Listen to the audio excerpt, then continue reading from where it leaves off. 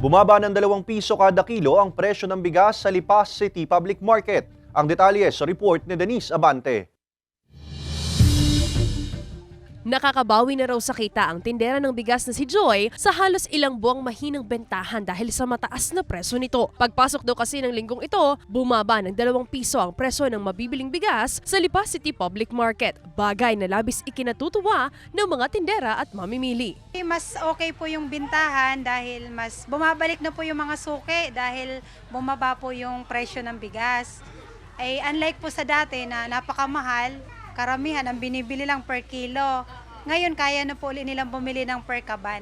Sa ngayon, nasa 48 pesos hanggang 52 pesos per kilo ang special local rice, habang nasa 56 pesos to 58 pesos per kilo naman ang premium grade local rice. Una nang sinabi ng Samahang Industriya ng Agrikultura na ang pagbaba sa presyo ng bigas ay epekto ng pagsisimula ng anihan ng ilang magsasaka sa mga probinsya ng Nueva Ecija at iba pa nitong karatig probinsya.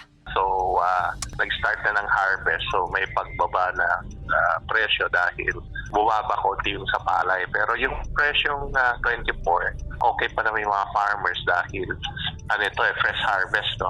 Yung dating fresh harvest natin, same month last year, nasa lang yan 18 to 19. So, mas mataas yung presyo this year. Malaking bagay na raw para sa mamimiling sina Ellen at Ivy ang kahit 2 piso lamang na pagbaba sa presyo. Masaya naman at least yung maidadagdag ko sa ibang pamimiling ko kahit 2 pisong malaking bagay na yon. Salamat sa Panginoon. Dapat patuloy na bumaba yung presyo ng bigas para lalo't makatulong sa mga taong yung walang-wala. Nagpapasalamat kami syempre kasi kahit papano, kahit konti lang yung binaba niya, malaking tulong pambili ng ulam, yung ibang gastusin. Budget namin in a week.